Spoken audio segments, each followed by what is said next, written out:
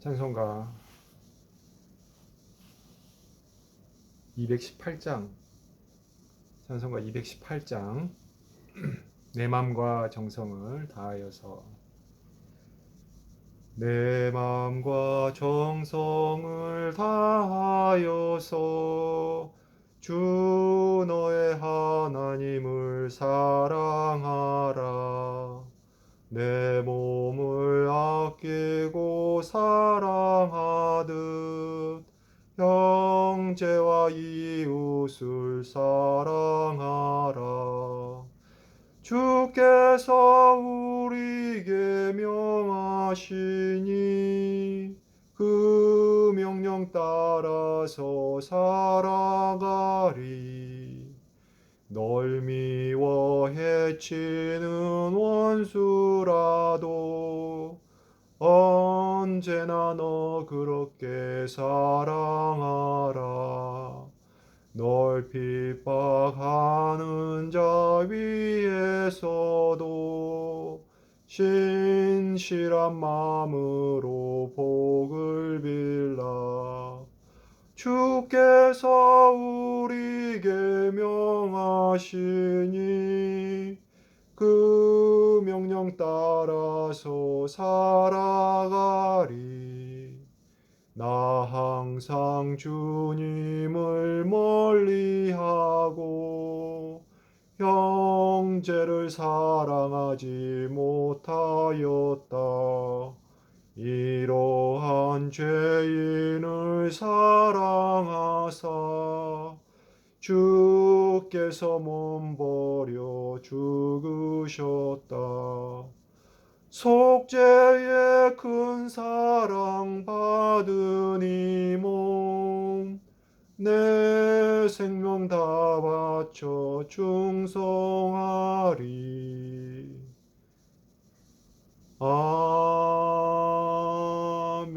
아멘. 오늘 하나님께서 저희에게 주신 말씀은 역대하 7장 19절에서 22절까지의 말씀입니다. 역대하, 구약성경 역대하 7장 19절에서 22절까지의 말씀입니다. 제가 봉독에 올리도록 하겠습니다.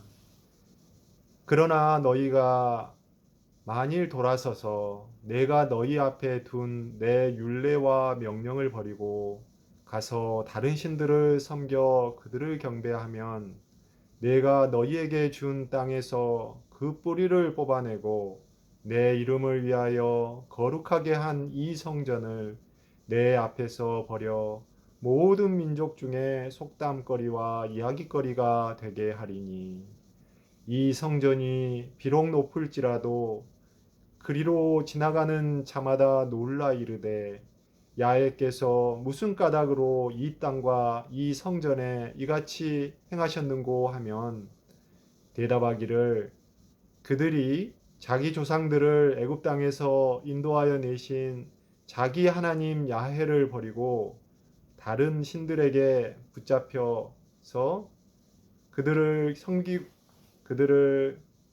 경배하고 섬김으로 야훼께서 이 모든 재앙을 그들에게 내리셨다 하리라 하셨더라. 아멘. 오늘 본문은 말씀에서 떠남과 우상 숭배에 대한 하나님의 경고의 말씀입니다. 오늘 본문이 포함된 역대기에 대해서 먼저 잠깐 살펴봅니다. 역대기는 구약 성경 중 에스라서, 느헤미야서와 함께 역사서로 이렇게 분류되는 성경입니다. 다루는 인물과 서사는 열왕기서와 비슷한데 그 관점은 약간 다릅니다. 열왕기서가 다윗과 솔로몬 및 많은 왕들의 죄에 대해서 강조하고 있는 선지적인 관점이 있다면 역대기는 다윗과 솔로몬의 역사의 정통성을 강조하고 있습니다.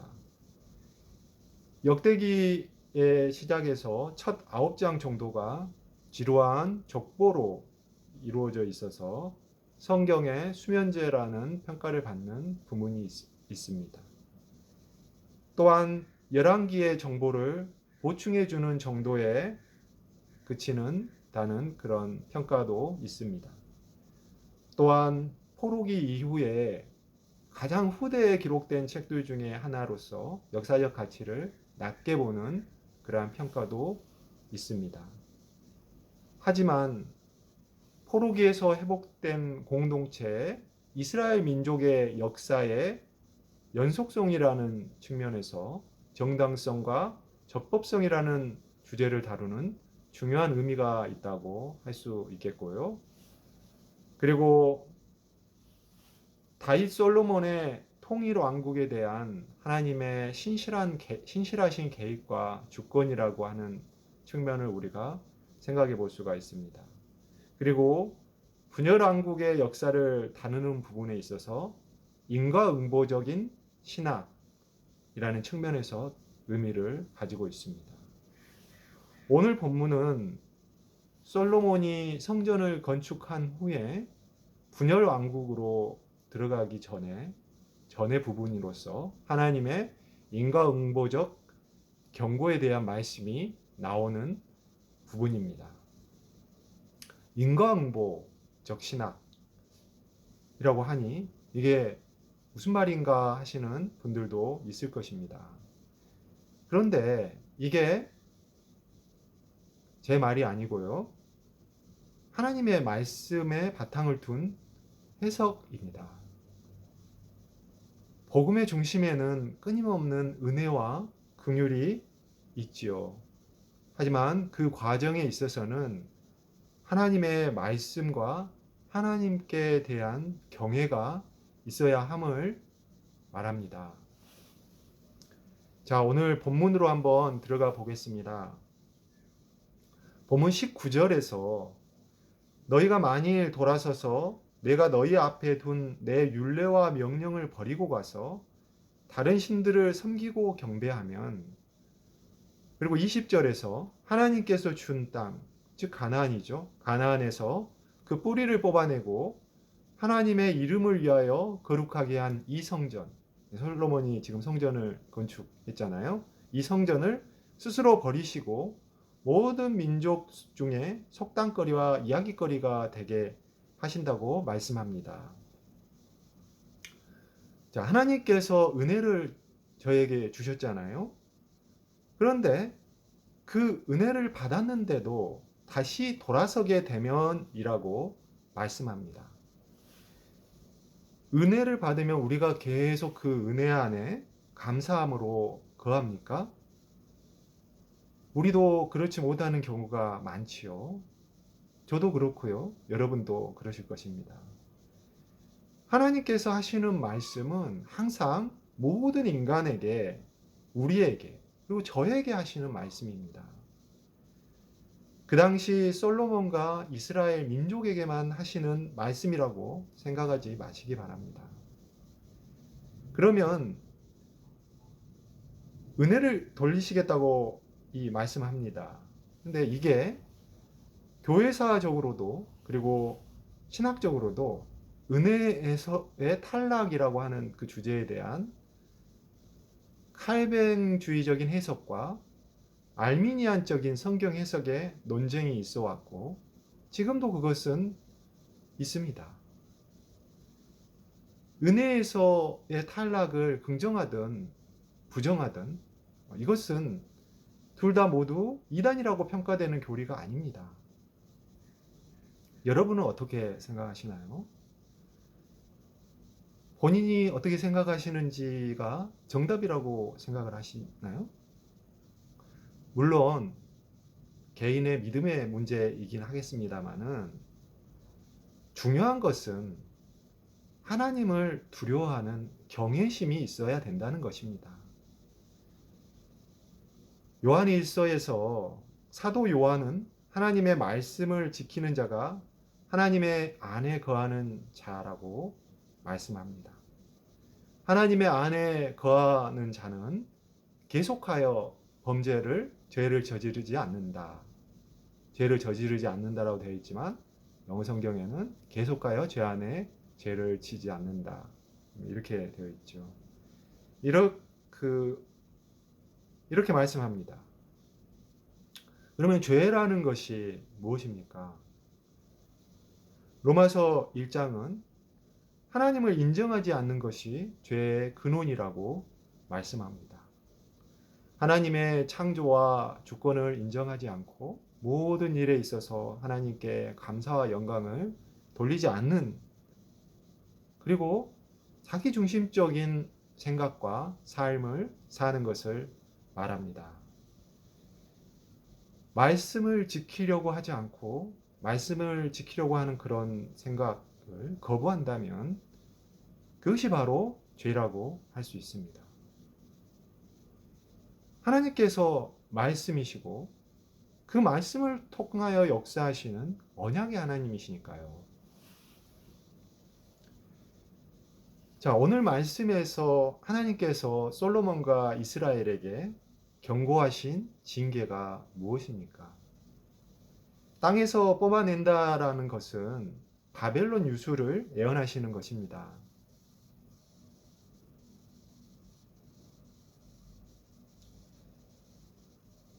성전을 버리시고 속담거리와 이야기거리가 되게 하신다는 것은 역시 이민족에 의한 예루살렘 함락과 성전 파괴를 말씀하시는 것입니다.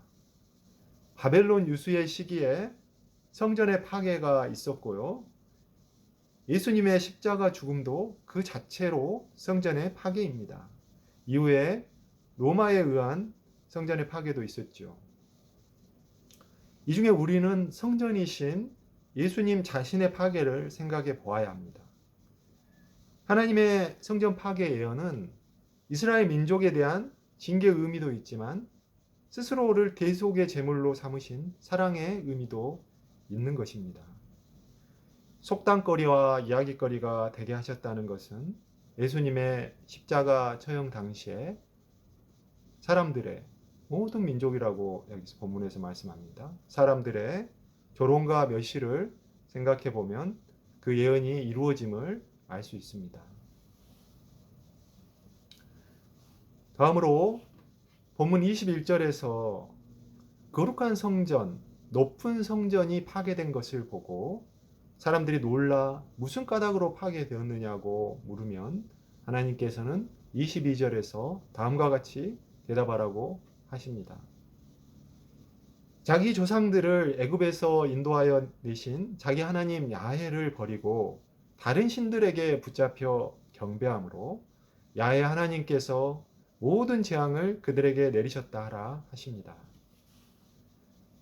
하나님 자신이시자 하나님의 유일한 아들이신 예수 그리스도가 십자가에 돌아가시기 전에 누가복음 23장 34절에서 이렇게 말씀합니다. 아버지, 저들을 사하여 주시옵소서. 자기들이 하는 것을 알지 못함이니이다 라고 하시죠. 결국 예수님께서 우리들의 죄 때문에 죽으신 것을 말씀하시는 것입니다. 우리의 죄 때문에 성전이 무너지고 예수님이 대신 죽으신 것이지요. 성전이 하나님 자신이 아닙니까? 하나님 자신이 세워진 성전을 스스로 하신다는 것은 스스로를 죽으시는 자기 징계, 대속의 사랑이 있는 것입니다. 오늘 본문 22절에서 그들에게 이 모든 나쁜 일들을 생기게 만들었다고 되어 있습니다. 하나님을 버리고 우상 숭배의 죄를 지은 사람들에게 성전을 허무는 것이 무슨 나쁜 일이겠습니까? 이미 하나님에게는 관심이 없어졌잖아요. 그리고 다른 우상, 지금 다른 신을 경배하고 있지 않습니까? 하나님의 성전을 허무는 것은 그들에게 징계라고 보기가 어렵습니다. 사실 오히려 하나님 스스로의 징계, 즉 대속의 죽음을 말씀하시는 그러한 우리가 해석을 생각해 볼 수가 있습니다. 거룩하신 분께서 자신을 부인하는 것이 얼마나 큰 고통이시겠습니까? 이것이 십자가의 사랑인 것입니다. 우리는 이사야서의 복음의 예언의 말씀, 즉 그가 찔림은 우리의 허물 때문이요 그가 상함은 우리의 죄악 때문이라. 그가 징계를 받음으로 우리가 평화를 얻었고 그가 채찍에 맞음으로 우리가 나음을 얻었도다. 그런 예언의 말씀을 기억합니다. 이스라엘 민족의 죄 때문에 하나님이 스스로 성전을 허무시는 징계를 선택하시고 우리 모든 인간의 죄 때문에 예수님께서 십자가에 달려 돌아가시는 구원의 복음의 대속조물이 되는 것을 스스로 선택하신 것입니다. 이러한 하나님의 우리를 향한 사랑 때문에 스스로에 대한 징계를 선택하심을 생각하여 보십시오. 그런 하나님을 떠날 수가 있습니까? 하나님의 즉 말씀을 떠날 수가 있습니까?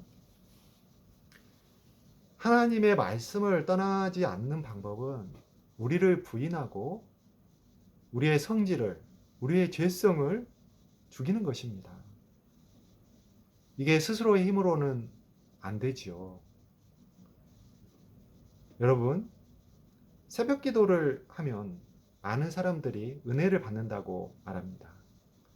그 은혜 중에 하나가 이런 것도 있지 않을까 합니다.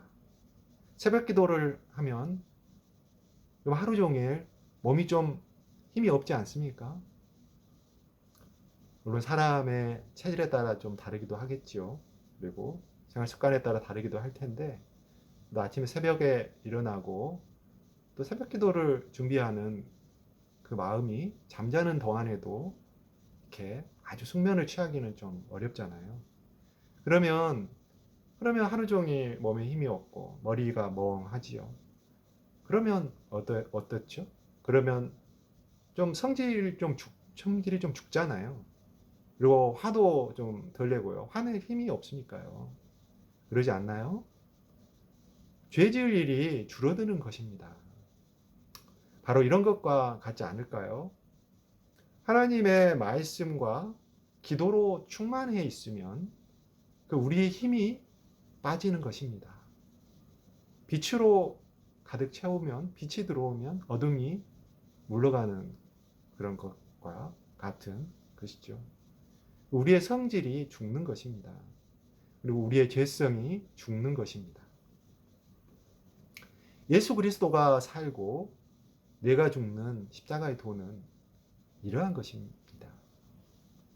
말씀과 기도로 채워야 내 죄성이 없어지고 자기를 자아가 죽음으로 자기를 부인할 수 있는 것입니다. 하나님의 말씀을 귀하게 여기고 그 안에서 거하시는 성도님들이 되시기를 주님의 이름으로 축원합니다.